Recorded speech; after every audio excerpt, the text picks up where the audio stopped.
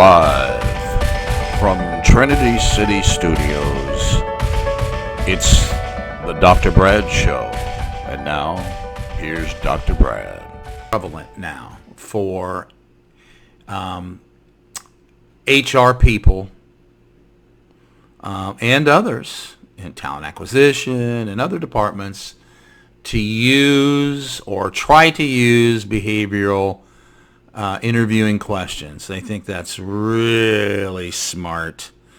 They think it gives them such a great picture, an accurate picture of the employee, the candidate, the potential employee. A great number of these employers and their designates, have bought into the notion that, behavioral-based interviewing gives one the correct and most accurate information they can gather to hire the best employee for the job. Boy, that's really, really stupid, folks.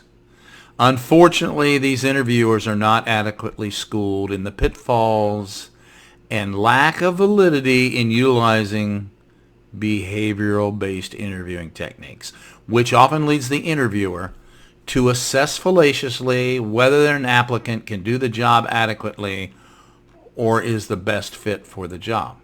Okay? There are 5 primary reasons behavioral-based interviewing should not be utilized as a determination for hiring unless conducted by a qualified behavioral professional, like an organizational psychologist, or someone trained not in asking questions or developing questions, but interpreting behavioral-based interviewing answers. And here's the rationale for that invalidity. First, behavioral interviewing presupposes that the interviewer's perception of the applicant's answers to the behavioral interview questions correlates only to high performers or the applicant who would be the best fit.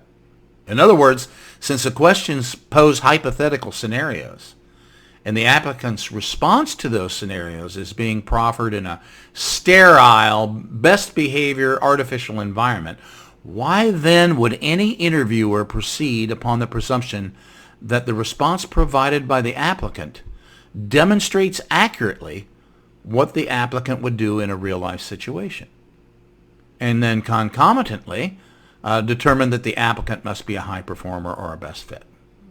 Can you answer that? Can anyone answer that?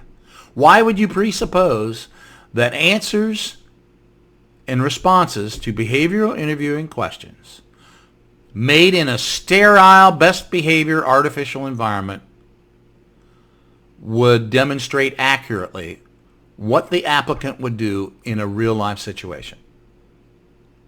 Okay? That's the first mistake. Second, utilizing a behavioral interviewing approach assumes fallaciously that the best predictor of future behavior is past behavior. Specifically because past behavior analysis fails to account for differentiation between isolated and normative behavioral responses. This assumption has been disproved by a veritable plethora of studies and is considered academically to be unreliable. Okay? Such an assumption provides the interviewer false confidence that he or she is gathering empirically accurate and definitive behavioral information from the applicant, when such a strategy provides applicants the perfect opportunity to positively spin their hypothetical reaction to a hypothetical given event.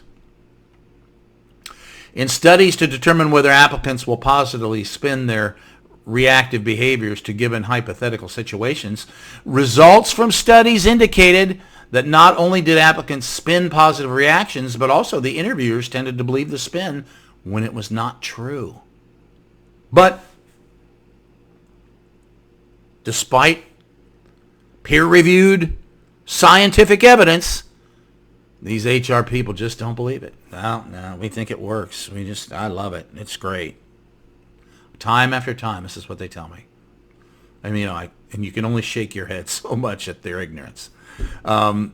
So, again, it's just it is cognitive dissonance. Another reason behavior-based interviewing is invalid and inaccurate is that it's skills-focused and provides only a one-dimensional view of the applicant's ability to perform. One dimension. Behavioral-based interviewing precludes the element of motivation, thereby omitting a primary behavioral response indicator from the hypothetical scenario, giving the interviewer an incomplete picture of their ability to perform the job duties at a high performance level.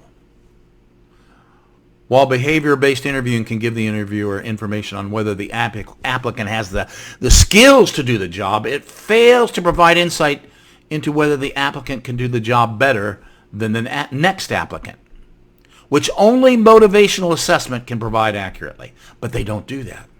They don't do that.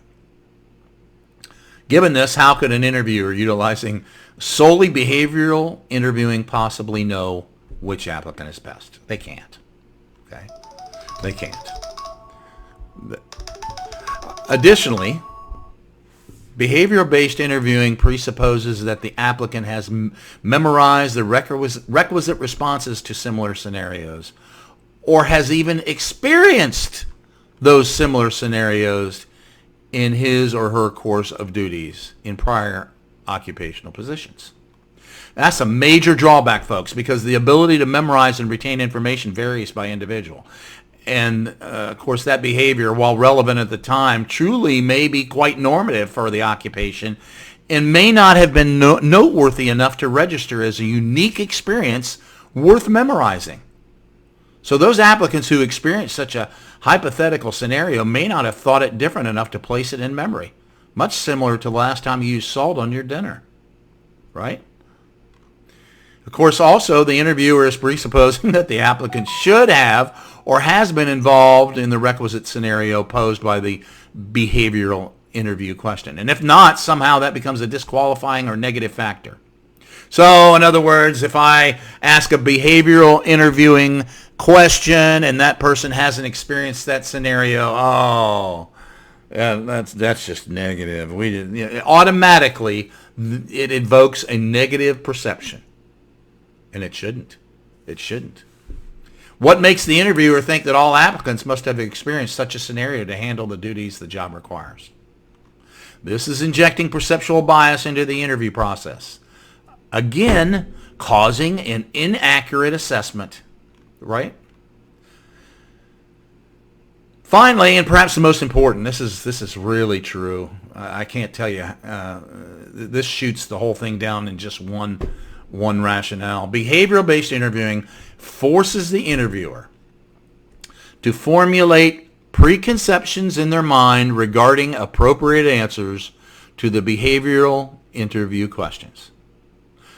The preconception the interview formulates is, of course, predicated upon how he or she would answer the questions or what he or she thinks is an appropriate answer. It's really problematic because the interviewer is presupposing that his or her answer is the only correct or best response to the question. So these interviewers get these questions from somewhere. Listen, folks, they're not psychologists. They're not clinicians. They're not organizational psychologists. They did not come up with these answers. They get them off the internet. They get them from SHRM, and they think they're really cutesy. The problem is they look at the questions and they formulate in their mind what an adequate response would be. Uh-oh. That's their perception of what an adequate response would be. That doesn't mean that it's actually correct. So they have an inventory of these responses in their mind.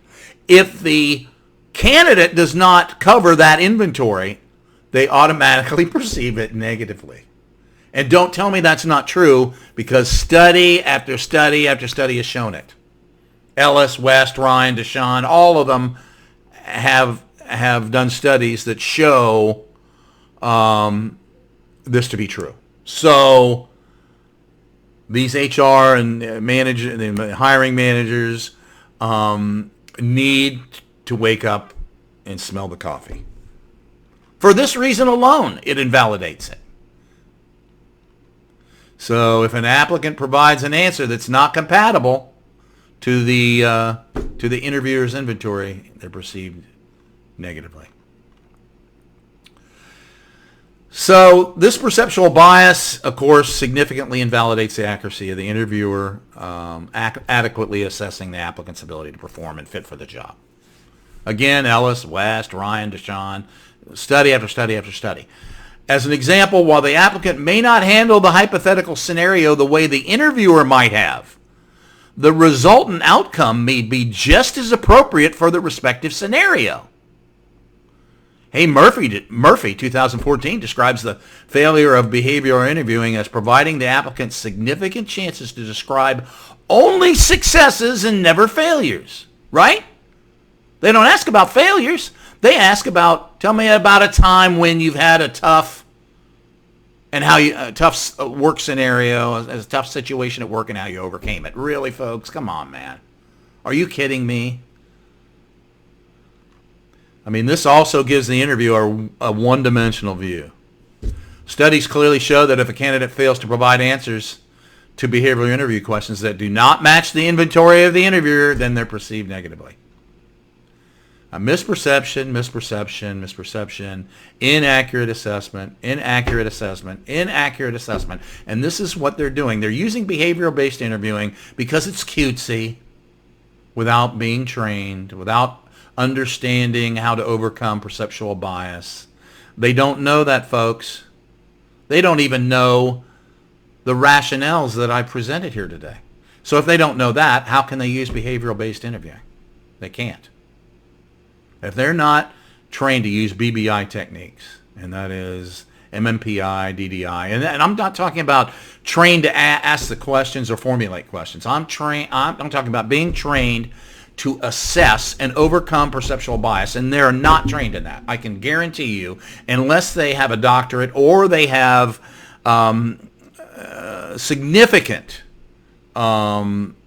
extra education in that arena, they're not qualified to do it. They're just not qualified. So, again, don't use behavioral-based interviewing without understanding the pitfalls of its utilization.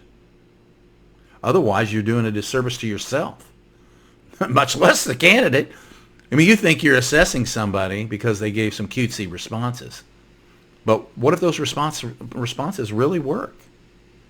You don't think about that. Thanks for listening. This is Dr. Brad. Bye now.